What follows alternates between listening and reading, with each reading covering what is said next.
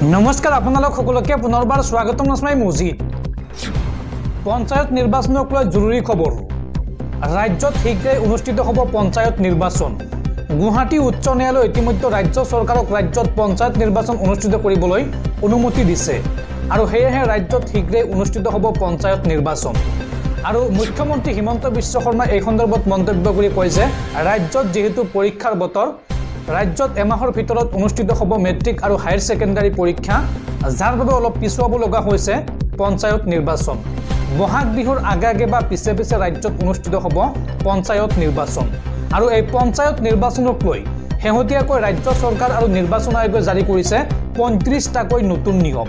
এই 35টাকৈ নতুন নিয়ম মানি চলিলেহে এগৰাকী প্ৰাৰ্থীয়ে পঞ্চায়ত নিৰ্বাচনত প্ৰতিদ্বন্দ্বিতা কৰিব পাৰিব পঞ্চায়ত নিৰ্বাচনক লৈ কি নীতি নিয়ম বলবৎ কৰা হৈছে এই ভিডিঅ'টোত আপোনালোকক সবিশেষ জনাম খুব এটা গুৰুত্বপূৰ্ণ ভিডিঅ' আপোনালোকে ভিডিঅ'টো হেকলৈকে চাই থাকক আৰু যদি তেওঁলোকে এই ভিডিঅ'ত লাইক কৰা নাই তেন্তে এতিয়াই ভিডিঅ'টোত লাইক কৰি দিয়ক আৰু এনেকুৱা ধৰণৰ ভিডিঅ'সমূহ নিতৌ চাবলৈ চেনেলটো সাবস্ক্ৰাইব কৰি কাষত থকা বেল আইকনটো প্ৰেছ কৰি ৰাখক পঞ্চায়ত নিৰ্বাচনক লৈ ৰাজ্যত বলবৎ কৰা হ'ল 35টাকৈ নতুন নিয়ম এইকেইটা নিয়ম নামানিলে যিকোনো মুহূৰ্তত বাতিল হ'ব আপোনাৰ মনোনয়ন পত্ৰ পঞ্চায়ত নিৰ্বাচনক লৈ কি নিয়ম বলবৎ কৰা হৈছে চাও আহক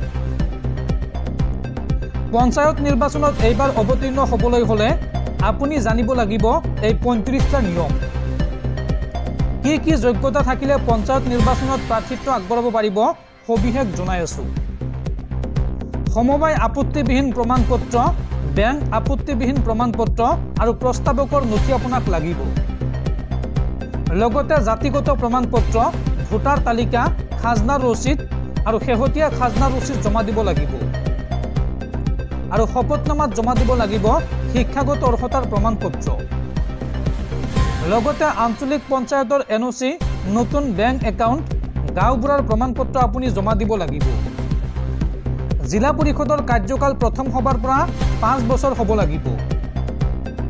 আঞ্চলিক পঞ্চায়তৰ কাৰ্যকাল প্ৰথম সভাৰ পৰা 5 বছৰ হ'ব লাগিব আৰু প্ৰাৰ্থীজন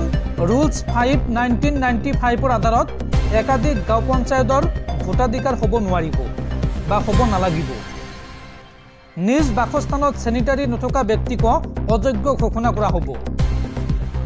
নিৰ্বাচন খেলিবলৈ হলে প্ৰাৰ্থীগৰাকীৰ বয়স 21 বছৰ হ'বই লাগিব বা তাতকৈ বেছি হ'ব লাগিব আৰু প্ৰাৰ্থীগৰাকী বাল্য বিবাহ কৰোৱা ব্যক্তি হ'ব নালাগিব পৰিয়ালৰ কোনো ব্যক্তি হ'ব নালাগিব বাল্য বিবাহৰ সৈতে জড়িত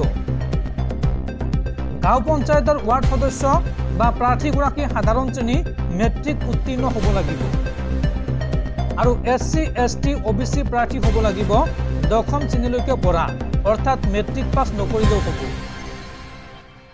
আঞ্চলিক পঞ্চায়তৰ সদস্য পদৰ বাবে যিকোনো প্ৰাৰ্থী হ'ব লাগিব দশম শ্ৰেণী উত্তীৰ্ণ জিলা পৰিষদৰ ক্ষেত্ৰত প্ৰাৰ্থীগৰাকী হ'ব লাগিব দশম শ্ৰেণী উত্তীৰ্ণ আৰু দুটাতকৈ অধিক সন্তান থকা প্ৰাৰ্থীয়ে খেলিব নোৱাৰিব পঞ্চায়ত নিৰ্বাচন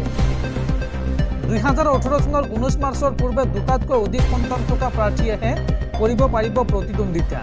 2018 চনৰ 19 মাৰ্চৰ পিছত যদি কাৰোবাৰ দুটাতকৈ অধিক সন্তান হৈছে বা আছে তেন্তে সেইগৰাকী ব্যক্তি পঞ্চায়ত নিৰ্বাচন খেলিব নোৱাৰিব নৈতিক স্থলন সম্পৰ্কীয় অপৰাধত চৰকাৰী চাকৰি যোৱা ব্যক্তিয়ে খেলিব নোৱাৰিব নিৰ্বাচন দেউলীয়া হোৱা ব্যক্তিয়ে খেলিব নোৱাৰিব নিৰ্বাচন চৰকাৰী অনুদান পোৱা ব্যক্তিয়ে খেলিব নোৱাৰিব নিৰ্বাচন আৰু চৰকাৰী পদত অধিষ্ঠিত হৈ থকা ব্যক্তিয়ে খেলিব নোৱাৰিব নিৰ্বাচন গাঁও পঞ্চায়ত জিলা পৰিষদৰ পাৰিশ্ৰমিক পোৱা প্ৰাৰ্থী হ'ব অযোগ্য কৰ মাচুল পৰিশোধ কৰিব থকা ব্যক্তিয়েও খেলিব নোৱাৰিব নিৰ্বাচন আৰু সমবায় সমিতিৰ ঋণ পৰিশোধ কৰি থকা ব্যক্তিয়েও খেলিব নোৱাৰিব নিৰ্বাচন দৰ্শকসকল আপোনালোকক জনালো যে এইবাৰৰ পঞ্চায়ত নিৰ্বাচন খেলিবলৈ হলে আপোনাৰ কি যোগ্যতা থাকিব লাগিব আৰু কি কাম কৰিলে আপোনাৰ মনোনয়ন পত্ৰ বাতিল হ'ব পাৰে বা আপুনি অযোগ্য ঘোষণা হ'ব পাৰে শেহতীয়াকৈ অসম চৰকাৰ আৰু ভাৰতীয় নিৰ্বাচন আয়োগে জাৰি কৰিছে এই নিৰ্দেশনা